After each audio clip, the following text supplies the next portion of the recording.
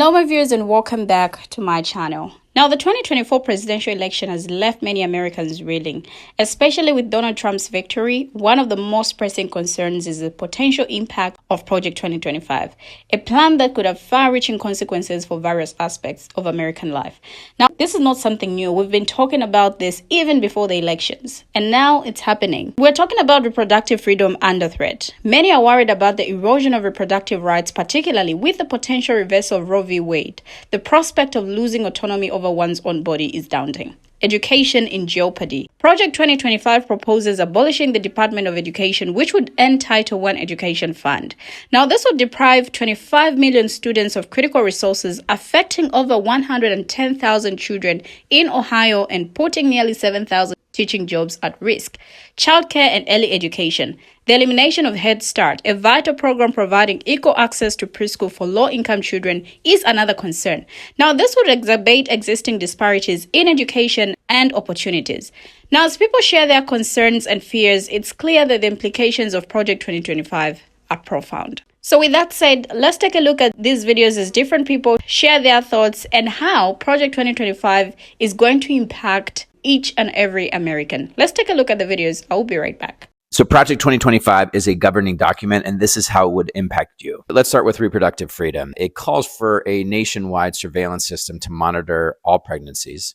It requires reports on any woman traveling out of state to seek care, and takes federal legal action against local officials who refuse to bring cases against women and doctors who violate a state. And because of the prohibitions on emergency contraception, 1.6 million women in Ohio, hundreds of thousands here in Southwest Ohio, would lose guaranteed access to free emergency contraception. So Project 2025 abolishes the Department of Education. It would end Title I education funding, which 25 million students rely on for their education. Here's what it means for us. Ending Title I would take critical resources away from over 110,000 children in Ohio and nearly 7,000 teaching jobs. Number 3, childcare. Project 2025 would eliminate Head Start. Head Start is quality preschool for low-income children. In Southwest Ohio, over 2,000 families rely on Head Start for childcare. So the attack on Social Security is a big one. It would raise the retirement age. It cuts benefits. It privatizes the program. It would cut Social Security benefits for 8.5 million Ohioans. All right, Medicaid. Medicaid is healthcare for lower income families. It would strip away Medicaid coverage from 90 million people. This is nationally. 38,000 people here in Southwest Ohio would lose health insurance. I mean, you're talking about millions in Ohio. All right, number 6, SNAP is obviously the federal program that provides healthy food for millions and millions of Americans. It would cut those benefits. In Ohio alone, we're talking about 116,000 people who would lose food assistance because of Project 2025. All right, number 7, prescription drugs. We're now negotiating lower prescription drug prices. Project 2025 would get rid of that. It would impact over 120,000 people here in Southwest Ohio. So don't take my word for it. You can go online, read the whole plan. It will affect you. It's really important that everyone knows what's coming if Project 2025 is pursued. So in Project 2025, they plan on essentially getting rid of the adult film industry by going and criminalizing it, which, does anybody see how badly this could go? You see, that industry acts as a sort of drug for a lot of people. That being said, you guys ever tried to go and cut somebody who has been addicted to something for years, decades even, off cold turkey? Like, that mental dependence on that doesn't just go away. It has to go somewhere. My question is, how do you think those people are going to go and try to fulfill that need? Because last I checked, I'm pretty sure that's the world's oldest profession. I genuinely fear for the women in this country. To the Latinos that voted for Trump, aka one of the biggest 2 reasons why he's in office right now. Remember when Trump said day one? They wasn't playing, bruh. Look up what Look up what denaturalization means. Then come back to this post. Look up what denaturalization means, then come back to this post. Look up what denaturalization means, then come back to this post. This is what we mean by voting against your best interests is dumb. That man said out his mouth, day one, as in he was talking to Yah. And look.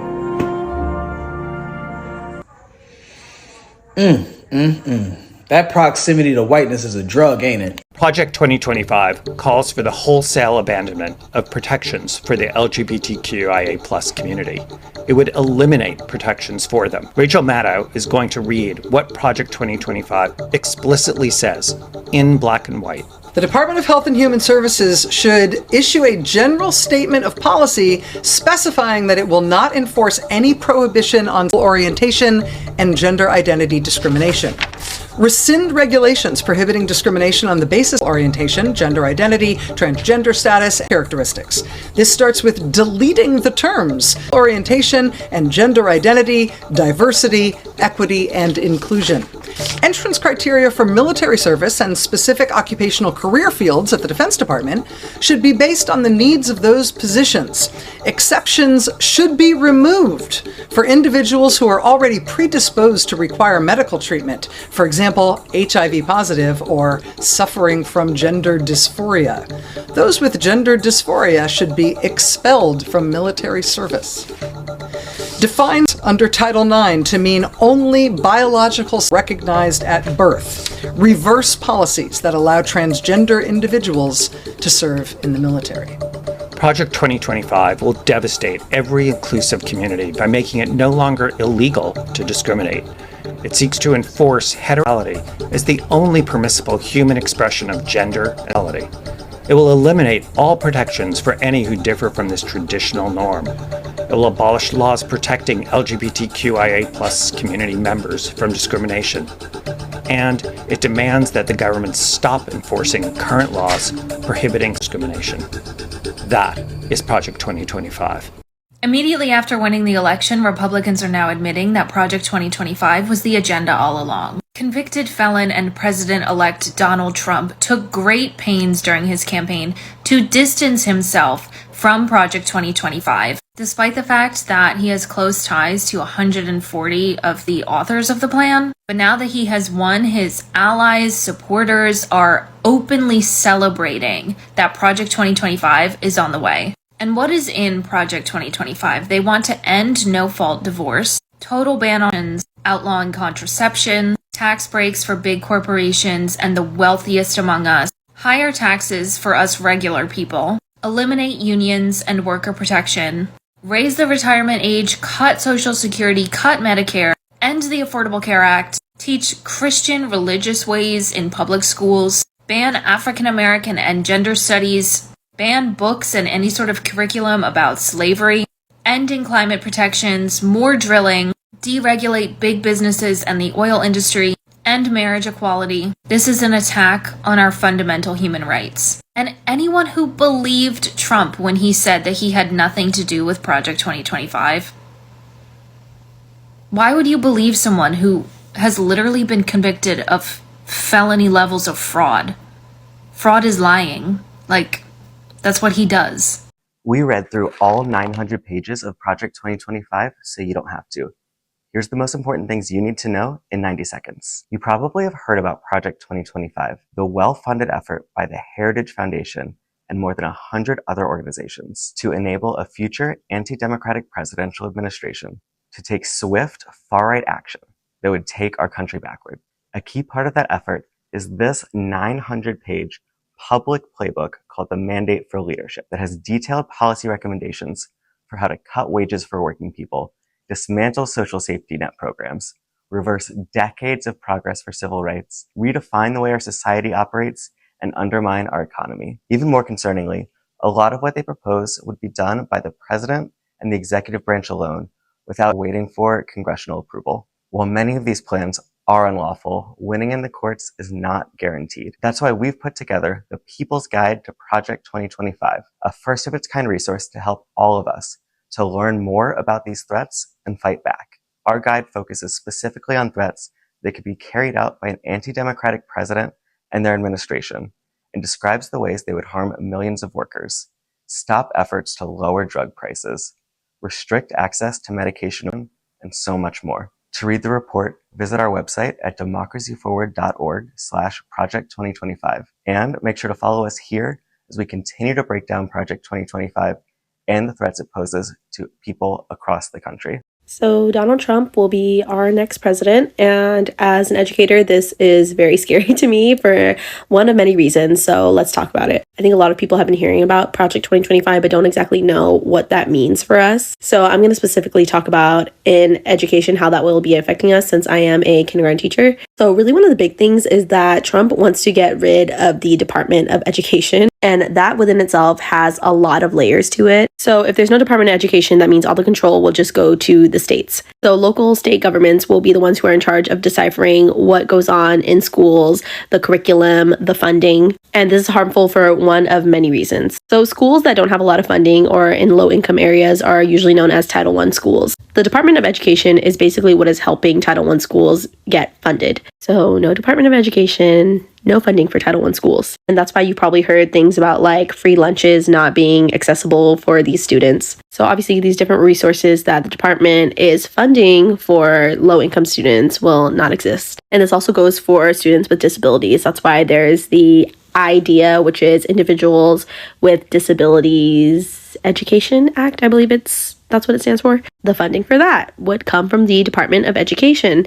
And again, if it doesn't exist, no funding. So obviously this means that education will not be equitable for all students. There's also the removal of diversity, equity, and inclusion, DEI, in the classrooms. And it's crazy to me because I feel like we've just recently got to this point where talks of diversity in the classroom are really starting to happen and students are starting to feel included. There's been such a big push, especially in California, with including texts that have diverse characters and sharing these diverse stories with our students. But with this, we are moving completely backwards. And this can definitely get to the point where certain books can be banned. And unfortunately, the book bans have already started, so it will just get worse. And the last thing I'm going to talk about is parent rights. And if you're a parent, that sounds awesome. You're like, okay, cool. What rights do I have? This means that parents have more of a say in what the curriculum is and what is being taught in school. And again, for some people, they're like, oh, that sounds really great. But depending on certain parents, this might mean that they might object to talks of race in the classroom. Parents who have issues with the LGBTQ community. So basically censorship. And depending on the kind of parent you are, that's probably really exciting for you. But as a teacher, that is very concerning to me because it limits the topics that I can be talking about in my classroom. And I truly believe in having a classroom that promotes equity and inclusion. So those are some of the many things that I feel are very concerning about Project 2025. And this only relates to the part that talks about education. So to all my teachers out there, yes, it's a very scary time, but let's just do what we can to control what's going on in our classrooms right now. And remember that the fight does not stop here just because we lost this election. And let's continue to use our teacher voices. I woke up this morning and I didn't want to look at my phone. I wasn't comfortable. I still had a pit in my stomach that had not gone away in the night, but I didn't know for sure yet. There was still hope. It was a small pit of anxiety about what the answer was going to be, but it wasn't yet a pit about the future. And I would rather the small anxiety than the big anxiety. And I sat there, avoiding it, until I heard the sounds of my kids getting ready. And I realized that if I didn't look, then they were going to find out from someone else. They were going to find out at school. If I didn't look, my kids might find out on the bus from a teenager in a red hat with a gay slur coming out of their mouth. And I couldn't let that be how my kids found out. And so I looked at my phone. We all looked at our phone this morning. 8 years ago, I was student teaching at a school with a very high population of Latinx students. The day after the election, there was quiet in the hallways. There was sobbing in the hallways. There were students huddled around their lockers, terrified that their family members were going to be deported. They were scared. It was almost eerie. Until one of the teachers walked into the building. Walked is not the right word. She danced into the building. She danced through the hallways. She greeted all of the students at their lockers on the way, saying, "Oof, it's just a good day, isn't it?" She was celebrating her candidate won. And that's the first time that I recognized fully that they weren't voting for him despite what he says. They weren't voting for him despite his hatred, despite his fascism, despite his misogyny, despite his racism, despite his homophobia. They weren't voting for him because of gas prices or food prices. They were voting for him because of it. They were voting for him because he represented all the parts of them that they wanted to be out loud. She danced in those hallways as students cried. Those are the people who voted for him. Those are our community members. Those are our neighbors. They don't vote despite. They vote because. And I think that's what makes Project 2025 such a scary thing as we look into the future, because they like it. They're looking forward to it. Project 2025 isn't new.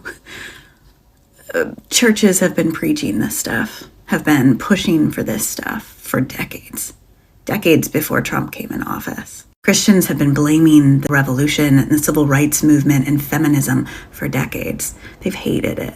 They think it's anti-God, and they've been trying to find a way to move back time. Project 2025 is that. The Heritage Foundation and the other organizations behind it are not some radical minority thing. They're the churches on your street corners. They're the pastors in your pulpits. And they're your neighbors, dancing down the hallways. This is what Christianity has wrought. Now, the topic of Project 2025 is resurfacing, and people are more worried than ever. We've been discussing this project before the elections, but now that Donald Trump has won, the concern has reached a fever pitch. Project 2025 is a roadmap for downsizing the federal government and fundamentally changing how it works, including policies on taxation, immigration, and energy. Now, the Heritage Foundation, a conservative public policy think tank, is leading and funding this project, with over 100 conservative organizations on its advisory board. It's no wonder people are anxious about the potential implications. Some of the key proposals include abolishing the Department of Education, eliminating critical programs like Head Start, and implementing stricter immigration policies. Key areas of concern: unaliving of unborn babies' rights. Project 2025 seeks to protect the unborn, potentially restricting access to reproductive health care. Education. The proposal to abolish the Department of Education and eliminate programs like Head Start has many worried about the future of education. And stricter policies and reduced visas for foreign students and workers are causing concern among immigrant communities. Taxation. A two-rate individual tax system and reduced corporate tax rates have many wondering about the impact on economic inequality. Now that Donald Trump is president, people are fearful that these policies will become a reality. Despite Trump's claims that he knows nothing about Project 2025, many believe it aligns with his campaign promises. The Heritage Foundation's involvement and the project's conservative leanings have only added to the anxiety. Already, President-elect Donald Trump has promised to completely remake the U.S. government and wield new power as president. The ambitious promises, if enacted, would transform society. Some of his most repeated promises on the campaign trail include mass deportation of 11 million undocumented immigrants, closing the southern border and ending birthright citizenship, unprecedented tariffs on foreign goods from all countries, but especially China, expansive tax cuts to benefit corporations, tipped workers, seniors on Social Security, property owners in the Northeast, and many others. Trillions in cuts in government spending with help from Elon Musk, and reforming the country's health and food systems with help from vaccine skeptic Robert F. Kennedy Jr., revising regulations aimed at addressing climate change, and so much more. Now, Americans will find out what was hyperbole and what was real, what is achievable and what he will be able to push through by himself, with help from Congress and without interference by the courts. Now, during the campaign, Trump tried to distance himself from Project 2025, the controversial and detailed blueprint for a nearly reimagined federal government published by conservatives at the Heritage Foundation in anticipation of a second Trump term. While Trump may not want to associate with that plan, it was formulated by his allies. At least 140 people associated with Project 2025 worked in Trump's administration. According to a review by CNN, certainly there is some overlap between much of what the 900-page Project 2025 proposes and what Trump has said he will do in a series of very simple Agenda 47 videos on his website laying out his plans for a second term. In one Agenda 47 video, for instance, Trump promises to have an executive order prepared to end birthright citizenship for the children of undocumented immigrants. The 14th Amendment guarantees birthright citizenship, so I expect court fights if this happens. One of the policy maestros of Project 2025, Russell Vought, who served as the director of the Office of Management and Budget during Trump's first term, was captured on hidden camera by undercover journalists over the summer talking about an aggressive agenda he was writing to get Trump's new administration off to an active start in its first 180 days. Now, Project 2025 is a product of the Heritage Foundation, one of Washington's most prominent right-wing think tanks. It first produced policy plans for future Republican administrations in 1981 when Ronald Reagan was about to take office. Now, it has produced similar documents in connection with subsequent presidential elections, including in 2016 when Trump first won the presidency. That's not unusual. It's common for U.S. think tanks of all political stripes to propose policy wish lists for future governments. And Heritage has been successful in influencing Republican administrations. A year into Trump's first term, it boasted that the White House had adopted nearly 2/3 of its proposals. Now, the Project 2025 report was unveiled in April 2023, but it went largely unnoticed outside of policy circles until earlier this year when Democratic opposition to the document ramped up. Now, Democratic politicians launched a Stop Project 2025 task force and even set up a tip line to collect insider information on Heritage activities, claiming there is a secret part of the agenda, pushing a list of executive orders that Trump could implement. Now that Donald Trump has won the presidency, many are holding their breath. In as much as Project 2025 is scary, we just have to wait and see how this administration will implement the controversial project. Now, this comprehensive plan backed by the Heritage Foundation promises to drastically reshape the federal government, impacting various aspects of American life. Like I have said, it all starts from reproductive rights to education, immigration, and healthcare. The proposed changes have sparked widespread concern, and the project's authors aim to abolish the Department of Education, eliminate critical programs like Head Start, and restrict access to reproductive health care. And these moves could disproportionately affect marginalized communities and low-income families. We have finally come to the end of the video, but make sure to share your thoughts as well in the comment section. What do you think is going to happen now that Donald Trump has won the presidency? Is he going to go ahead with what was said in the project? Or maybe some of the things are going to change? Share your thoughts, your views in the comment section. Thank you for always watching and see you in my next video as I bring you another interesting video.